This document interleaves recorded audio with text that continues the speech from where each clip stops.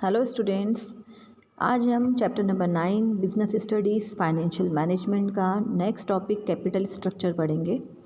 आप जैसे नाम से ही आपको समझ में आ रहा है कैपिटल स्ट्रक्चर मतलब हमारे बिज़नेस में जो कैपिटल का हम इन्वेस्टमेंट करते हैं उसका स्ट्रक्चर कैसा होना चाहिए, क्योंकि ये हमें भी पता है कि हम अपने बिज़नेस में दो तरह से कैपिटल का फॉर्मेशन करते हैं।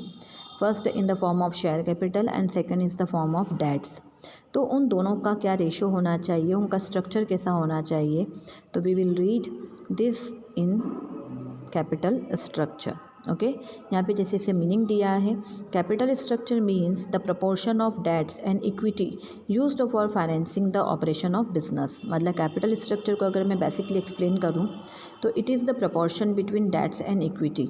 मतलब how much amount we will arrange from debts and how much amount we will arrange from equity, it is combinedly called capital structure. But हमारे बिजनेस में कितना डेट्स होना चाहिए, कितना इक्विटी होना चाहिए, ये डिपेंड करता है कि इन दोनों के क्या प्रॉफिट हैं क्या लॉस हैं। क्योंकि कभी डेट्स हमारे लिए जैसे बहुत रिस्की कैपिटल है और इक्विटी का जो कॉस्ट होता है वो बहुत ज़्यादा होता है, तो हम कई सारे इनके पॉइंट्स को पढ़ेंगे, उसके बाद हम ये डिसाइड करेंगे कि हमारा कैपिटल स्ट्रक्चर कैसा होना चाहिए। जैसे यहाँ पे दिया है, in other words capital structure represent the proportion of debts capital and equity capital in the capital structure. What kind of capital structure is best for the firm is very difficult to define. The capital structure should be such which increase the value of equity share and maximise the wealth of equity share holder.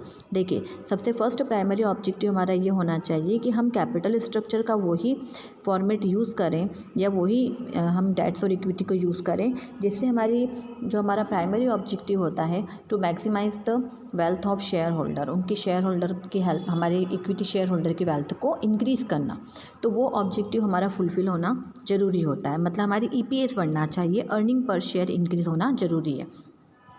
Debts and equity differ in cost and risk, as debts involve less cost but it is very risky securities, whereas equity are expensive securities but these are safe securities from company's point of view.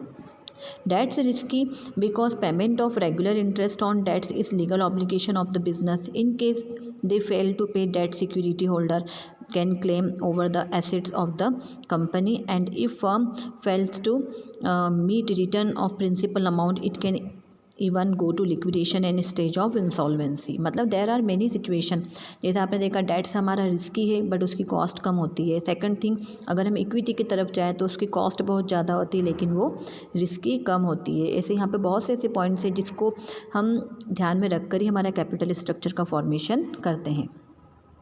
आगे आपको दिया है, equity securities are safe securities from company's point of view, as company has no legal obligation to pay dividend to equity share holder if it is running in the loss, but there are expensive securities. Capital structure of the business affect the profitability and financial risk.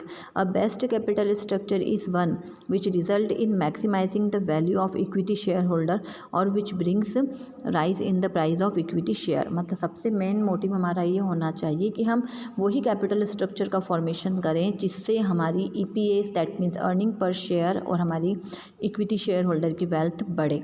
और ये हम कैसे choose करेंगे, तो यहाँ पर आपको हम नेक्स्ट जो हमारा टॉपिक पढ़ने वाले हैं उससे हमें इजीली पता चल जाएगा कि हम किस तरह से अपना कैपिटल स्ट्रक्चर चूज़ कर सकते हैं। And generally companies use the concept of financial leverage to set up capital structure. मतलब कोई भी कंपनी जब अपना कैपिटल स्ट्रक्चर बनाती है तो वो फाइनेंशियल लिवरेज के कंसेप्ट को पहले स्टडी करती है कंपनी के, उसके बाद ही वो अपना कैपिटल स्ट्रक्चर बनाएगी। इसके आगे का टॉपिक मैं आपको नेक्स्ट वीडियो में शेयर